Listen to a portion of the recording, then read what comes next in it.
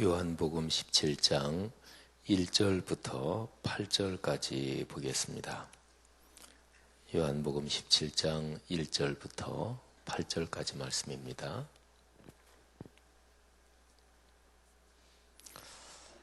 다 같이 한 목소리로 봉독하지요.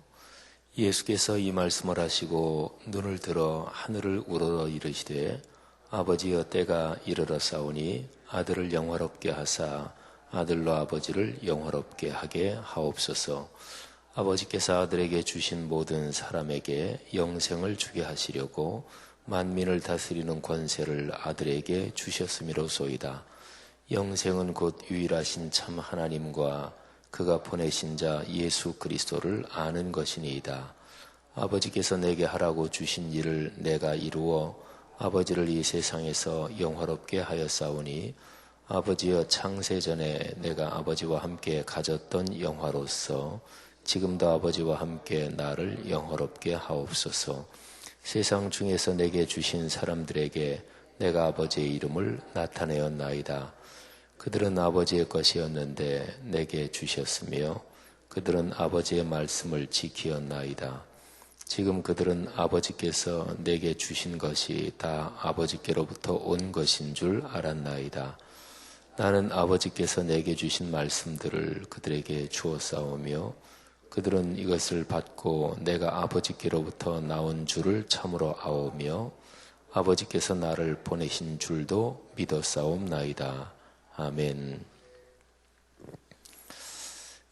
어제 우리가 본 말씀에서요, 1절부터 5절까지 해서 그 영화로움에 대해서 우리가 묵상을 했지요. 영화롭다 또는 영광스럽다. 그것은 참으로 가장 귀한 것이고 그리고 가장 복된 것입니다. 그 영화로움, 그거는 근본적으로 하나님 아버지의 영화로움입니다. 그러니까 하나님께서 영화롭게 되신다. 그리고 하나님께서 영광을 받으신다 하는 것이지요. 우리 그리스도인이 때마다 계속해서 기도하고 고백하는 주기도문에 보면 맨 마지막에 나라와 권능과 영광이 영원히 아버지의 것입니다. 이렇게 되어 있죠. 그러니까 영광은 하늘 아버지의 것입니다. 예수 그리스도께서 세상에 나실 때 하늘의 천사와 천군들이 찬송을 하지요. 들에서 자기 양떼들을 지키던 목자들에게 천사가 나타나서 메시아 탄생의 소식을 알리는데 그때에 천군과 천사들이 노래합니다. 근데 그 노랫말, 그 가사가 어떠했나요? 높은 곳에서는 하나님께 영광이요. 땅에서는 그에게 기뻐하심을 입은 사람들 중에 평화로다. 이렇게 노래했죠. 그러니까 하나님께서 우리에게 주신 선물은 평화고 영광은 근본적으로 하나님께 속한 것이죠. 사람이 영광을 가지려고 하면 반드시 문제가 일어납니다. 영광을 가지려고 하면 반드시 문제가 일어나요. 그게 이제 세상적으로 보통 우리 살아가는 그런 데서 얘기하면 권력을 주려고 하고 또 자기가 높아지려고 하고 뭐 이러는 그 교만, 권력욕, 탐욕 이런 거죠. 반드시 문제가 일어나잖아요. 보통 우리나라에서 정치인들 얘기할 때 권력 의지가 있어야 된다. 뭐 대통령 출마하는 사람이라든지 아니면은 뭐 국회의원 이런 사람들한테 권력 의지가 있어야 된다.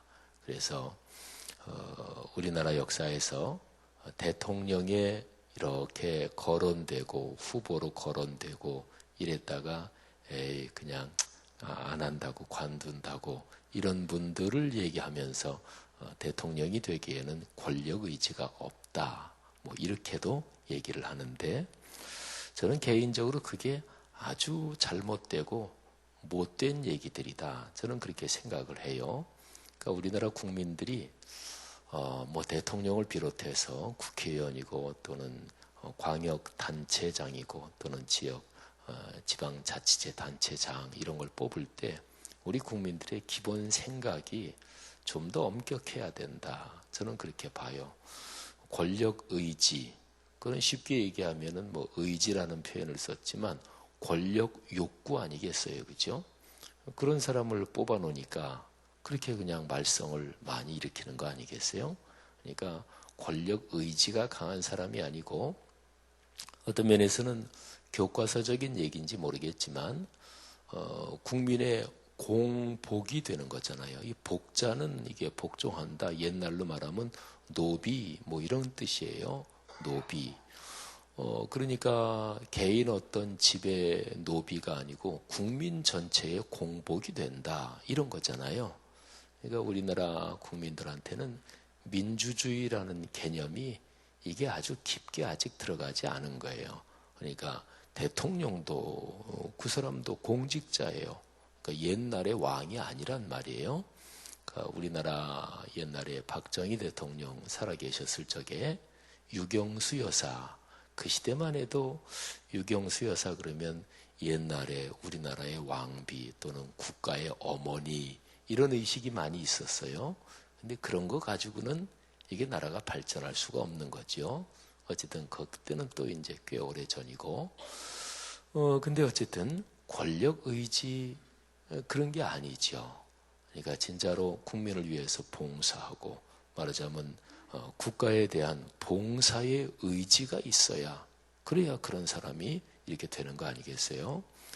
그러니까 그런 거를 인정해 버리니까 공직자들이 이런저런 비리를 저질러도 국민들이 관대한 거고 그러다 보니까 공직자들이 비리를 저지르고도 그리고 또 뭐 언론에서 웬만큼 얘기해도 꿈쩍 않고 이러는 거죠. 그게 이제 다 국민들이 봐줘서 그러는 거예요. 어쨌든요, 영광은 그는 하나님 거예요. 사람이 영광을 가지려고 하면 반드시 문제가 일어나고 또 어떤 사람이 영광을 가지려고 하면 그 사람 때문에 주변 사람들이 불행해지는 거예요. 또 지위가 법적인 지위가 높은 사람인데 그 지위가 높을수록 그런 사람이 영광을 가지려고 한다. 그러면 그 사회 전체가 불행해지는 거죠. 영광이라는 게 오늘 여기 요한복음 17장 1절부터 5절에서는 영화로움 이렇게 얘기했는데 근본적으로 하나님 아버지의 영화로움이시다. 그리고 한 걸음 더 나가서 성부와 성자와 성령 삼위일체 하나님 그분이 누리고 계시는 그 영화로움이다. 그리고 창세전부터 영원까지 그러니까 영원부터 영원까지 삼위일체 하나님이 누리시는 영화로움이다. 이렇게 생각하면 이건 엄청난 거죠. 근데 그 영화로움이 바로 하나님께서 우리에게 선물을 주신단 말이에요. 그러니까 영화로움은 우리가 쟁취하는 게 아닙니다. 하나님이 은혜로서 우리에게 그거를 주시는 건데 그게 바로 영생입니다. 영생의 선물이 바로 그것이죠. 성도 여러분들이요. 우리가 받은 영생의 선물이 얼마나 귀한 것인지 늘 이 사실을 기억하며 사시는 그런 복이 있기를 축복합니다. 근데 이제 오늘 말씀에 그러니까 6절, 7절, 8절에 보면 참 이게 더 감격스럽습니다. 6절에 보면 예수님께서 그렇게 말씀하십니다. 아버지께서 내게 주신 사람들에게 내가 아버지의 이름을 나타냈습니다. 우리 주기도문에서도 아버지의 이름을 거룩하게 하시며 이렇게 했잖아요. 그죠? 그러니까 영생을 얻는다 하는 것이 뭐냐면 아버지의 이름을 아는 거예요. 옛날에 우리네식으로 얘기했다면, 해본다면, 뭐 지금도 옛날이 아니라 지금도 마찬가지지만 어떤 사람, 그러면 그 사람의 아버지가 누구냐, 그 사람의 가문이 어떻게 되느냐, 이거는 옛날에 진짜로 중요했잖아요. 그죠? 어떤 개인이 아니라 그 사람이 속한 그 사람의 집안의 부모, 선조, 이게 굉장히 중요했단 말이죠. 그리스도인은 누구에게 속한 사람인가? 하나님 아버지께 속한 사람입니다. 그래서 그리스도인에게 하나님 아버지의 이름은 특별합니다. 그 옛날 영화 벤허 영화를 보면 거기에 벤허가 이제 권력자에게 이게 당해서 노예선에 끌려갔죠. 근데 그 노예선, 그러니까 전함이죠. 전함 바닥에서 노를 젓는 거예요. 그러니까 유대의 말하자면 귀족 집안에서 하루아침에 뭐 어머니 여동생은 다 어디론가 끌려가 버리고 나중에 어머니 여동생은 한센시병에 걸리죠. 그리고 이 베너는 갤리선에 끌려갑니다. 근데 이제 전쟁을 했는데 이 베너가 탔던 그 갤리선 뭐 이제 그쪽이 다 배가 깨지죠. 그리고 이제 배가 다 파손되고 막 이러는데 근데 이 베너는 겨우 살아나요. 뭐 배 깨진 나무 이거를 붙잡고. 근데 거기에 바다에 의식을 잃은 어떤 장군을 구해요. 그 사람이 총사령관이에요. 그래서 구하는데 그 총사령관이 보니 의식이 깨가지고 보니까 뭐 배는 다 깨지고 그랬단 말이에요. 전쟁에서 패배한 줄 알고 자기의 칼을 빼서 자살을 하려고 하는데 베너가 못하게 말리죠. 그래서 이제 바다에 두 사람이 떠돌다가 로마 전함에 의해서 이제 구출이 돼요. 근데 전쟁에서 진 게 아니고 크게 대승을 한 거예요. 근데 이제 그렇게 깨지고 막 배가 파손됐으니까 그건 모른 거죠. 근데 보니까 전쟁에서 크게 이긴 거예요. 그래서 이 총사령관이 이 벤허를 양자로 삼어요. 양자로. 자기가 자살해서 죽었으면 그거 끝나는 건데 이 벤허가 의식을 잃은 자기를 구해줬고 또 자살하려는 자기를 말려가지고 그래서 했으니까 얼마나 그 생명의 은인이죠. 그래서 벤허가 다시 이제 로마 제국의 유력한 집안에 말하자면 이 아들이 돼가지고 자기 고향으로 돌아오는 거예요. 그래서 자기 집안을 풍비박산을 만든 자기 어떤 사람에게 이제 벤허가 전가를 보내는 거예요.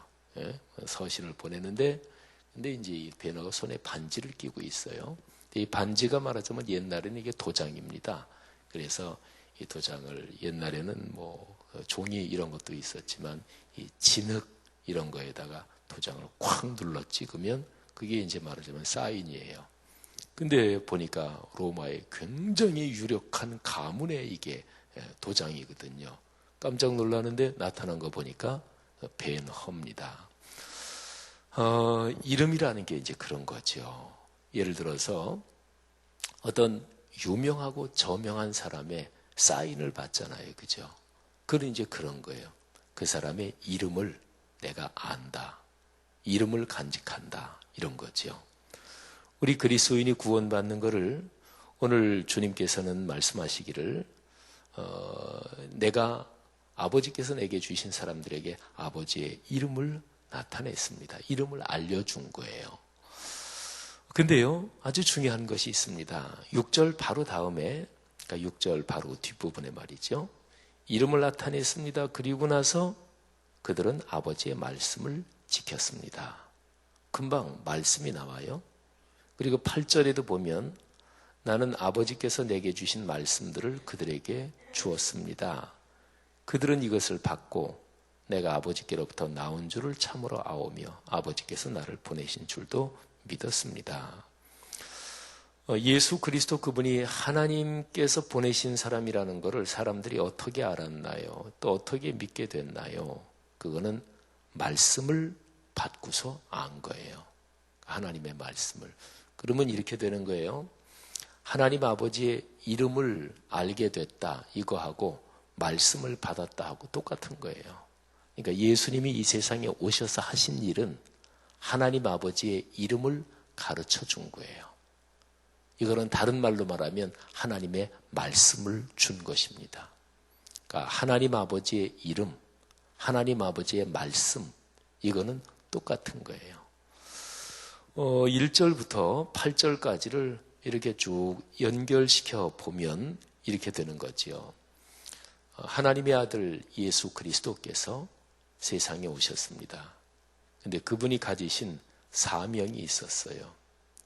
그거는 하나님 아버지가 예수 그리스도에게 주신 사람들, 그 사람들한테 영생을 주는 일이에요. 근데 영생을 준다는 게 아버지의 이름을 알려준다. 곧 더 구체적으로 말하면 말씀을 준다. 이게 바로 영생을 준다는 거예요. 이 말씀을 붙잡고 사는 사람들, 그 사람들이 하나님의 영화로움, 하늘의 영광, 그거를 선물로 받는 것입니다. 여러분, 이 사실이 참으로 중요합니다. 기독교 신앙을 가지고 살아간다 이렇게 얘기할 때 이런 사실을 아주 분명하게 이해하는 게 매우 중요합니다. 어떤 사람이 신앙이 열심히 있는 사람을 한번 생각을 해보세요. 굉장히 신앙이 열심히 있어요. 열심히 있다는 얘기는 교회 봉사도 많이 하고 또 물질적으로도 봉사하고 헌금하고 이런 걸 뜻할 수도 있고 또 교회 오래도록 다니고 이런저런 활동도 많이 하고 그런 거를 한번 상상을 해보세요. 근데 그 사람이 하나님의 말씀 66권 성경하고는 별로 그 사람이 상관이 없다. 성경 1년에 일독도 안 하고 또 예배 드릴 때 설교에도 별로 집중하지도 않고 또 그 사람은 신앙생활 하면서 1년 내내 교회에서 성경 공부하는 그런 거는 거의 참여해 본 적도 없고 그런 사람을 어떻게 봐야 될까요? 아까 말씀드린 것처럼 열심은 있어요. 교회 활동, 교회 생활에 열심히 하고 성가대, 교회학교 교사 또는 이런저런 부서 활동 또는 물질적으로 헌금 생활도 착실하게 하고 근데 성경 말씀하고 연관된 성경 공부나 등등 이런 거 또 우리 교회에서 꿈새도 하잖아요. 1년에 3번 그때 특별하게 말씀을 듣는 거죠. 부흥회도 마찬가지예요. 말씀을 듣는 거죠. 근데 거기에는 별로 관심이 없다. 열심은 있잖아요. 이걸 어떻게 이해해야 될까요? 그걸 가리켜서 일반적인 종교심이라고 그래요. 일반적인 종교심이에요. 그러니까 일반적으로 종교심이라는 게 뭐냐면 사람에게는 종교적인 존재이기 때문에 사람은 원래 하나님이 창조하셨으니까 그러니까 사람은 신앙이 없는 사람도 뭔가 신을 찾는 이런 게 있고 사람은 다 약하기 때문에 뭐라도 이렇게 하나 믿고 의지하고 싶은 그런 게 있는 거예요. 우리 편하게 옛날로 말하면 산신령께 빌고 또 뭐가 불안하면 점이라도 한번 쳐봐야지 그런 게 다 종교심이에요. 그러니까 오늘 여기 요한복음 17장은 굉장히 중요하다 그랬죠. 예수님이 3년 동안의 공적인 사역을 전부 다 마무리하시면서 17장에 하늘아버지께 기도하면서 여기다 압축한 거라 그랬죠. 17장은 무지무지하게 중요한 거예요.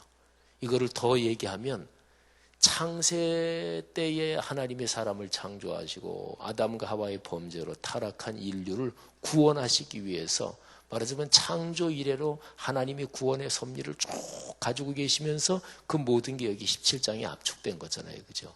여기서 말씀해요. 여기서 우리에게 지금 가르치는데 그게 뭐냐면 말씀을 예수님이 사람들에게 주셨다. 그리고 그들은 그 말씀을 받고 그 말씀을 받고서 하나님 아버지를 알게 됐고 그 말씀을 지키며 산다. 이렇게 여기서 기록을 하잖아요. 그러니까 여기에 비추어 본다면 보통 교회 생활에 열심은 있는데 말씀 거기에 귀를 기울이지 않는 사람은 그거는 그냥 일반적인 종교심 가진 거지 그거는 기독교 신앙이 아니죠. 여러분 저는 성경 말씀을 이렇게 읽고 묵상할 때 말씀에서 이렇게 얘기한 거는 천천히 읽어보니까 말씀이 이렇게 얘기하는구나. 그거는 진짜입니다. 그잖아요. 그거는 우리가 믿고 지켜야 되잖아요. 그래야 그게 기독교 신앙이지. 그래야 성경에서 말씀하는 복이 우리한테 오는 거지. 그러니까 기독교 신앙은 엄청나고 대단하고 무슨 지식이 엄청 많아야 되고 또는 신앙생활의 경력이 무지무지하게 오래돼야 되고 그런 게 아닙니다. 신앙생활은 내가 예배 참석해서 들은 말씀, 내가 오늘 이렇게 성경 통독하면서 읽은 말씀, 그거를 단순하고 차분한 마음으로 보고 거기에서 이렇게 내게 와 닿은 것, 거기에 순종하는 것, 이게 기독교 신앙입니다. 성도 여러분들이요, 하나님의 말씀이 그렇게 여러분과 저 우리 모두의 삶에서 늘 중요한 것으로 살아 움직이기를 주님의 이름으로 축복합니다.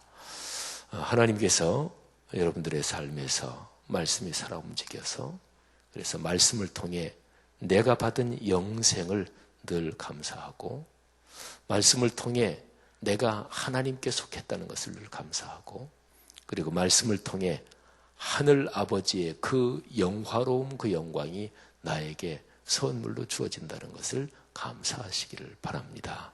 그래서 아들, 딸, 손녀, 손자들에게도 부모로서 또는 할아버지, 할머니로서 늘 말씀을 강조하셔야 돼요.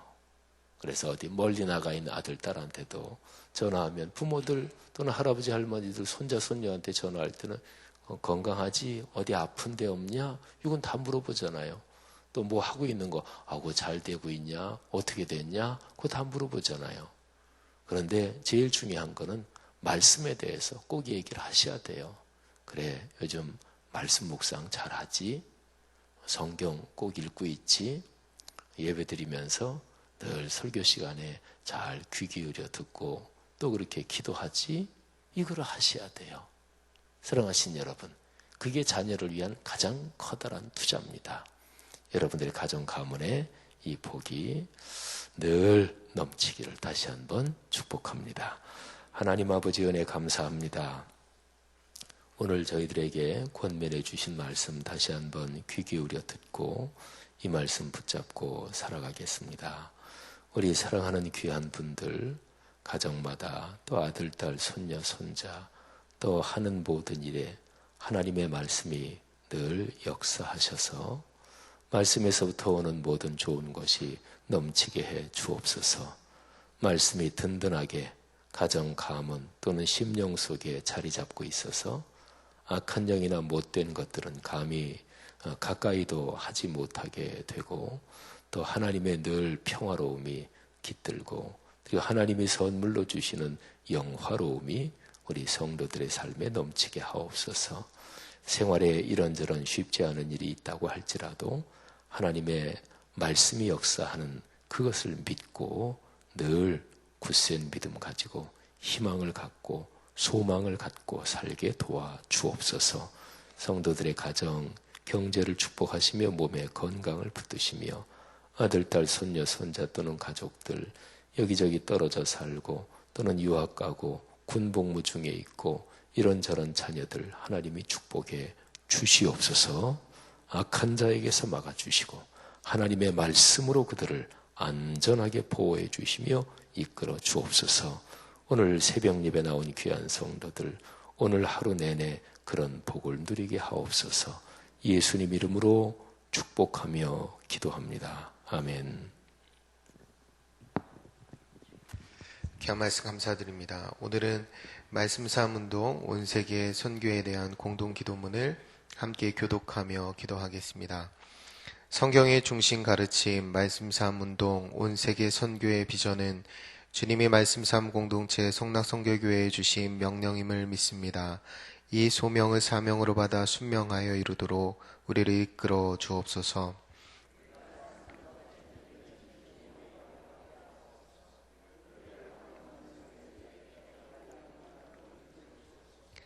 문제를 통찰하는 지혜와 한계를 넘어서는 용기를 주시며 하나님 나라를 위해 헌신하는 사람들을 보내주시어 거룩한 영적 부흥을 함께 누리고 나누게 하옵소서.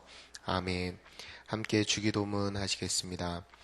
하늘에 계신 우리 아버지, 아버지의 이름을 거룩하게 하시며 아버지의 나라가 오게 하시며 아버지의 뜻이 하늘에서와 같이 땅에서도 이루어지게 하소서. 오늘 우리에게 일용할 양식을 주시고 우리가 우리에게 잘못한 사람을 용서하여 준 것 같이 우리 죄를 용서하여 주시고 우리를 시험에 빠지지 않게 하시고 악에서 구하소서. 나라와 권능과 영광이 영원히 아버지의 것입니다. 아멘. 이 시간 다음과 같은 기도의 제목으로 기도 드리시겠습니다. 지금 들은 말씀이 내 삶으로 이어지게 하옵소서. 오늘 일본 선교부 헌신 및 싱크 선교 보고로 드리는 수요 예배에 풍성한 은혜를 주옵소서.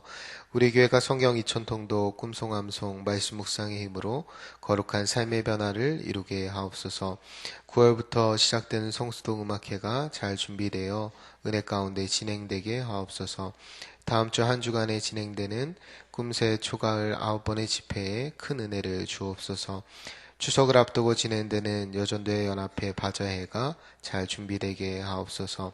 동북아 정세의 긴장을 유발하는 북한의 군사적 도발 행위가 중단되게 하시고 남북이 하나님의 섭리 아래 평화롭게 통일되게 하옵소서. 공동 기도문의 기도 제목과 여러분 각자의 기도의 제목에 따라 기도하시다가 삶의 자리로 나아가시겠습니다. 기도합니다. 거룩하신 아버지